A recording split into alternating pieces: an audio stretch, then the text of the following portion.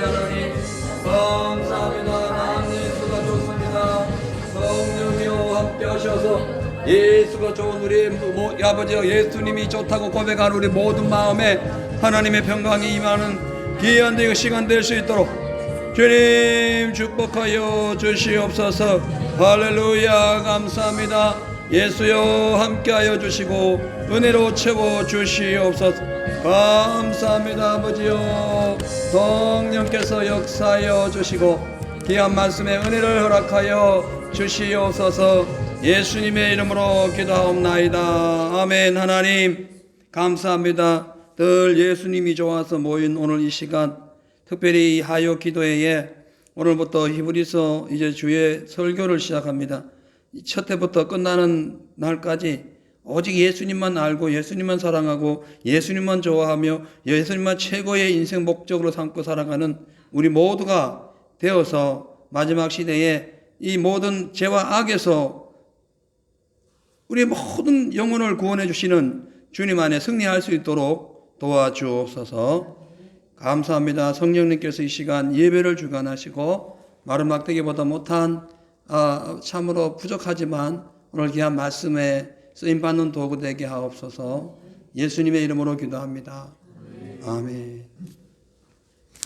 히브리서 1장입니다.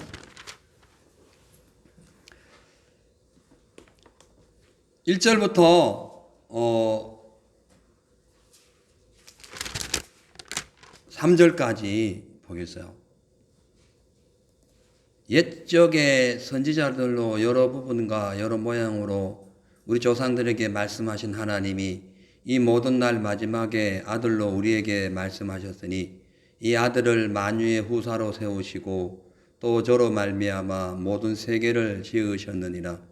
이는 하나님의 영광의 강체시요 그 본체의 형상이시라. 그의 능력의 말씀으로 만물을 붙드시며 죄를 정결케 하는 일을 하시고 높은 곳에 계신 위엄의 우편에 앉으셨느니라. 아멘. 할렐루야. 아멘. 원래 이제 우리가 그러니까 지난 그 사사기를 통해서 우리가 큐티를 했는데요.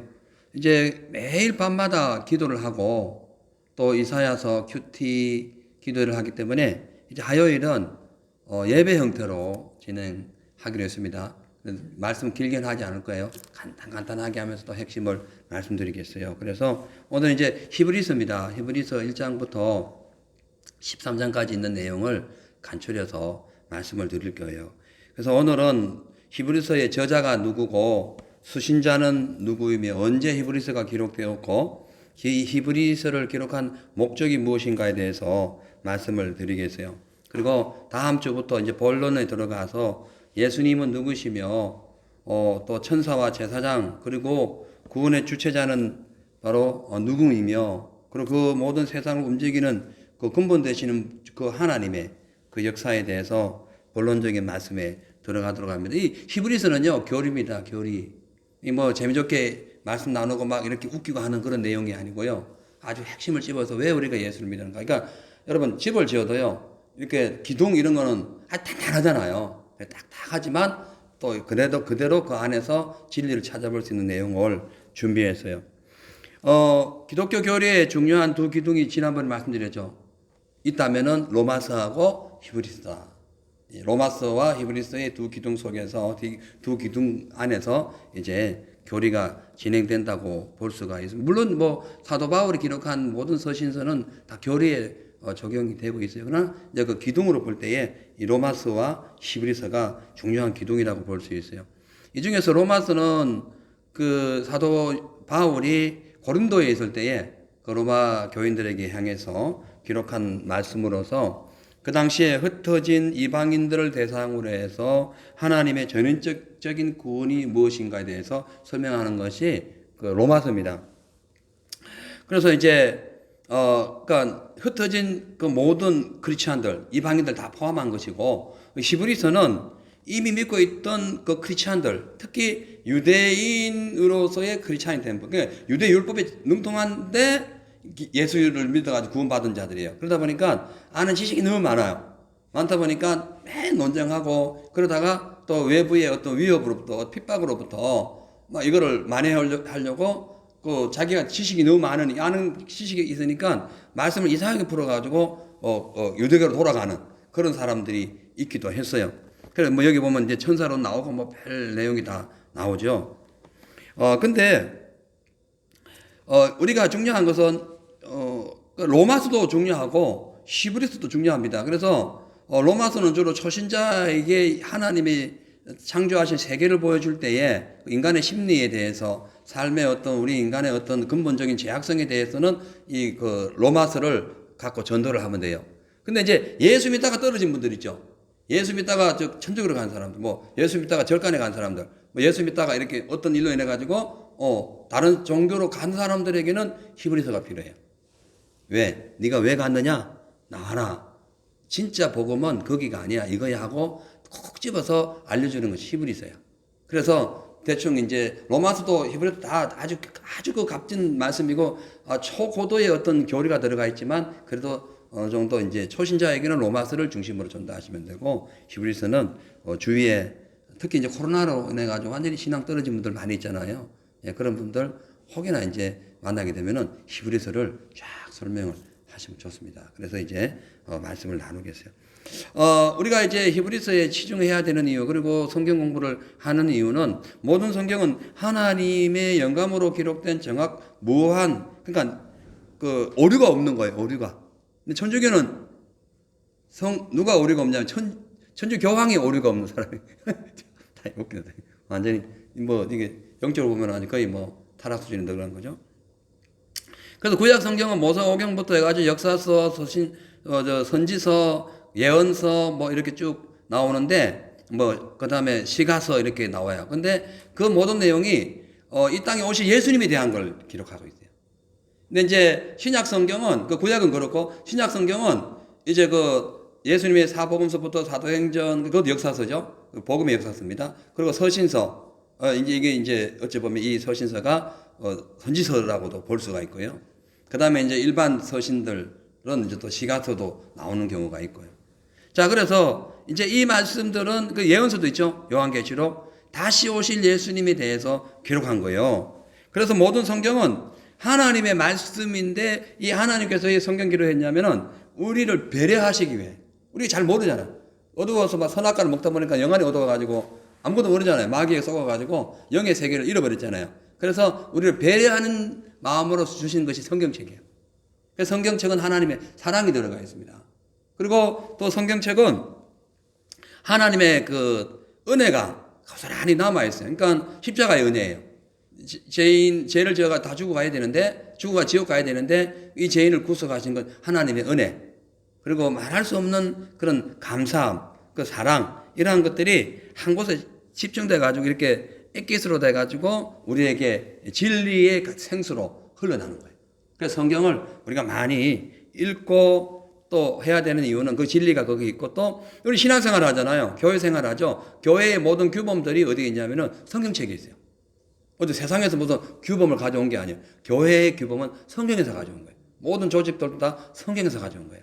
그래서 오늘 우리가 이렇게 그러니까 뭐 목사님들이 설교를 하든 아니면 일반 집사님들이나 혹은 뭐 교육자님들이나 혹은 이런 분들이 아이들을 가르치든 아니면 청년부를 가르치든 함께 어떤 성경 공부를 서로 해야 하든 상관없이 이 성경을 가르칠 때는 성경을 우리가 대화할 때는 화려한 말잠치보다는 그 진리를 제대로 알려주는 게 좋아요.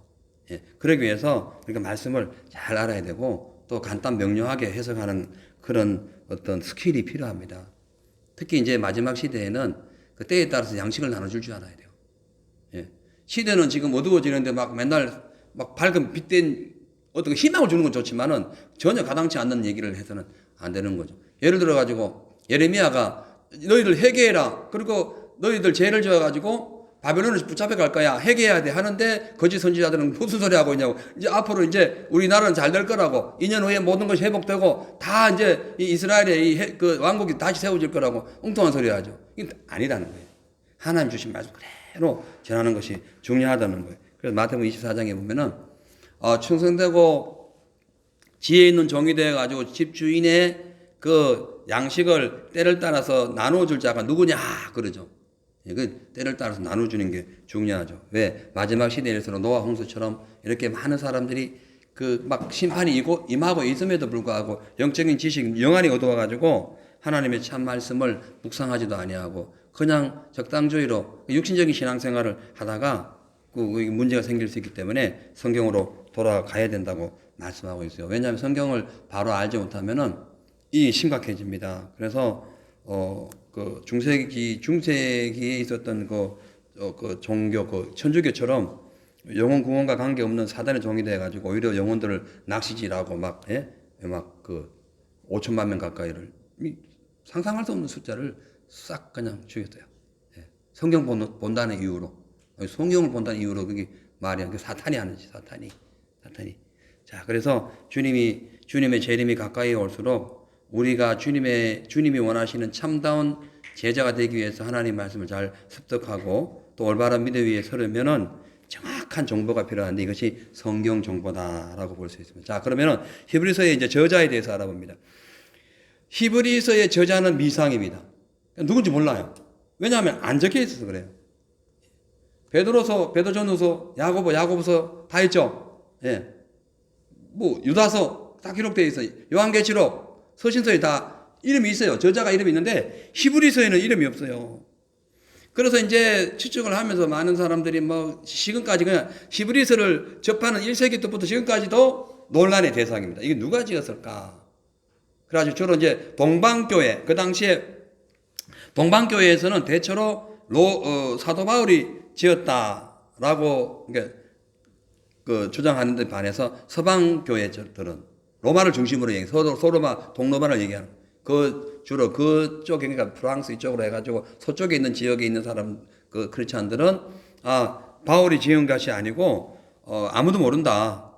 그렇게 얘기하고 있고, 동방 쪽으로는 바울이 지었다. 이렇게 주장하고 있고, 최근에는, 사도 바울을 주장하기도 하지만은, 바나바, 혹은 아볼로, 이렇게 주장하는 사람도 있습니다.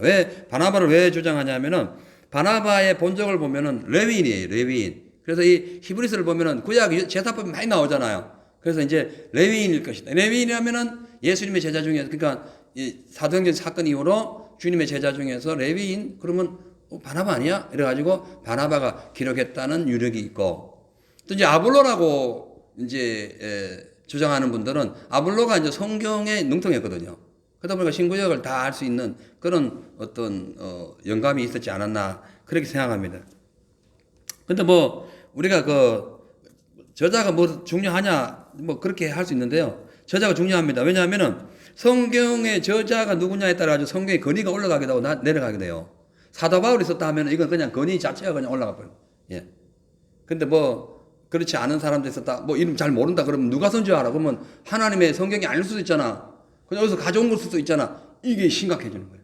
그래서 저자를 분명히 알아야 되는데 성경은 저자가 없다고 그래요. 왜냐? 이 성경의 이 히브리 자체가 그 멜기세덱의 반차를 쫓아서 나오신 예수님 그리스도의 대제사장에 있어서 말씀드리는 거 있어요. 그러니까 시작도 없고 끝도 없는 멜기세덱이, 그래서 시작도 없고 끝도 없듯이 이 저자가 시작도 없고 끝도 없다, 뭐 이렇게 볼 수가 있어요. 근데요, 저는 사도 바울로 이렇게 인정하고 싶어요.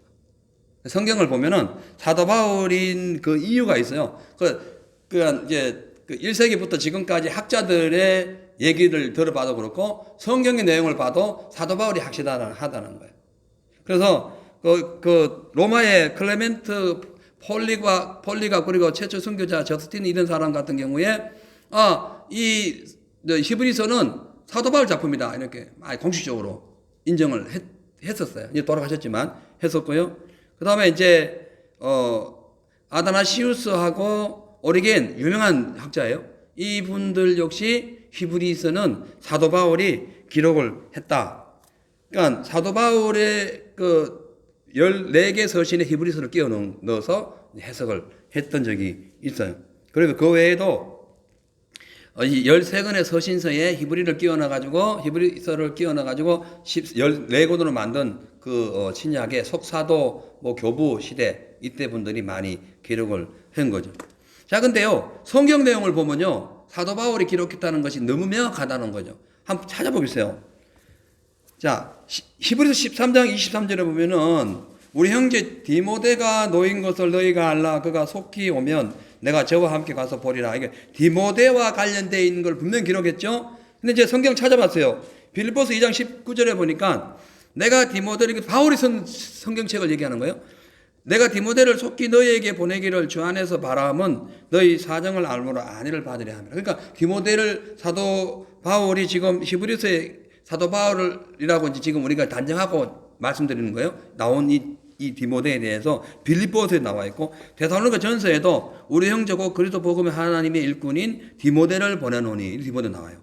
그 다음에 디모데 후서, 디모데에게 쓴 말씀, 그 편지에도 보면은 내가 사랑하는 아들 디모데에게 편지하는, 그 외에도 많아요. 너무 많아가지고 간철해서 이제 새 말씀만 적었습니다. 그러니까 지금 히브리서 13장 23절에 나오는 그 편지를 쓴 사람이 디모데에게 한 얘기, 그 내용들이 고스란히 사도 바울 서신에 나오고 있다는 거예요. 그러니까 그 사도 바울 수 있지 않느냐 이거죠. 두 번째로 사도 바울의 그 13개 서신서의 그 언어적 표현법과 그 사상적 어떤 내용이 유사성이 많아요. 여기 보면요, 많이 있지만은 히브리서 2장 2절에 보면은 천사들로 하신 말씀이 경고하게 되어 모든 번제함과 순종치 아니함이 공변된 보응을 받았거든. 이 말씀은 갈라디아 3장 19절의 말씀하고 똑같아요. 그런즉 율법은 무엇이냐? 범법함을 인함을 더함이라. 천사로 말미암아. 율법에 대해서, 천사에 대해서 같이 공병된 것에 대해서, 보응에 대해서 똑같이 나옵니다. 그 다음에 히브리서 2장 10절에 보면은 만물이 인하고 만물이 말미암은 자에게는 많은 나들을 이끌어 영광에 들어가게 하시는 일에 저희 구원의 주를 고난으로 말미암아 온전케 하심이 합당하도다. 이 말씀은요, 사도 바울이 로마서 11장에 나와 있는 말씀하고 거의 똑같아요. 이는 만물이 그에게로 나오고 주로 말미암고 주에게로 돌아가면 영광이 그에게 세세 있을지어다. 비슷하네요. 거의 유사해요. 그 다음에 히브리 7장 19절에 율법은 아무것도 온전치 못할지라 이에 더 좋은 소망이 생기니 이것으로 우리가 하나님께 가까이 갈 것이다. 여기 보면은 율법이 로마서 8장에 보면은 율법이 육신으로 말미암아 연약할 수 없는 그것을 하나님이 하시나니 곧 죄를 인하여 자기 아들을 죄 있는 육신의 모양으로 보내어 육신의 죄를 정케 하셨다. 그런 내용이 나오게 비슷해요. 그 다음 히브리 7장 27절에 내용이 많습니다. 지금 몇 가지 간략하게 말씀드릴게요. 저 대제사장들이 먼저 자기 죄를 위하여 다음에 백성의 죄를 위하여 날마다 제사 드리는 것 같이 할 필요가 없으니 이는 제가 단번에 자기를 드려 이루셨습니다. 이 말씀하고 에베소서 2장 2절하고 비슷해요. 그리스도께서 너희를 사랑하신 것 같이 너희도 사랑 가운데 행하라. 이는 그는 우리를 위하여 자신을 버리사 향기로운 제물과 생축으로 하나님께 드리셨느라. 똑같아요. 예. 어법이 약간 주어 목적이 좀 이게 빼지고 들어가고 요걸 뿐이지 내용이 거의 비슷해요. 그 다음에 히브리서 8장 6절에 보면은 그러나 이제 그가 더 아름다운 직분, 이거 직분에 대한 말씀이에요. 직분을 얻었으니 이는 더 좋은 약속으로 세우신 더 좋은 언약의 중보라. 고린도후서 3장 9절에 보면은 정죄의 직분도 영광이 있은즉 직분에 대해서 나와요. 똑같이 나와요. 그 다음 의의 직분은 영광이 더욱 넘치리라. 없어질 것도 영광으로 말미암았은즉 길이 있는 것은 더욱 영광 가운데 있더라. 이렇게 쫙 직분에 대해서, 아름다운 직분에 대해서 영광 가운데 좋은 약속 이렇게 나와요. 히브리서 10장 1절에 보면은 율법은 장차 오는 좋은 일의 그림자요 참 형상이 아니므로 해마다 드리는 바 같은 제사로 나오는 자들을 언제든지 온전케 할 수 없느니라. 이 말씀은 골로새서에 비슷하게 나와요. 골로새서 2장 16절 이하에 보면은 그러므로 먹고 마시는 것과 절기나 월삭이나 안식일을 인하여 누구든지 너희를 판단하지 못하게 하라. 이것들은 장래 일의 그림자이나 몸은 그리스도이니라. 그림자에서 시작됩니다. 예. 그 다음 이제 히브리 10장에 보면은 혹 비방과 환난으로서 사람들에게 구경거리가 되고 혹 이런 형편이 있는 자들로 사귀는 자 되었으니 이 말씀은 고린도 전서 4장 9절에 또 나와요. 내가 생각한데 하나님이 사도인 우리를 죽이기로 작정한 자같이 미말에 두셨으니 우리는 곧 세계 천사와 우리에게 사람에게 구경거리가 되었다. 환난과 비방 가운데 구경거리가 됐다. 그 사도 바울 자체가 얘기한 거예요, 자신이. 근데 고린도전서에도 자기가 비방거리가 됐다고 얘기하는 거예요. 똑같아요. 예. 마지막으로 11장에 보면은 13절에 사람들은 다 믿음을 따라 죽었으며 약속을 받지 못하였으되 이것들을 멀리서 보고 한영하며 또 땅에서는 외국인과 나그네도라. 여기 보면은 에베소서 2장 19절에 그러므로 이제부터 너희가 외인도 아니요 손도 아니요 하나님의 성도의 동일한 백성이요 쭉 이렇게 나와요. 이 외에도 많습니다. 이 외에도 뭐 하나님의 성 새 예루살렘에 대해서 같이 나오고 돈과 관련된 말씀도 똑같이 나오고 육신과 영의 세계에 대해서 똑같이 나오고요. 거의 흡사해요. 히브리서하고 사도 바울의 서신이 뭐 이거 거의 흡사해요. 다만 본 서신에 그러니까 이 히브리서에 사도 바울의 이름이 언급되지 않았다는 것, 그리고 갈라디아에서 나오는 이신칭에 믿음을 하면 구원받는다. 이 이신칭의 교리가 부족하니까 사도 바울 것이 아니고 바나바나 아니면 제3의 인물일 것이다.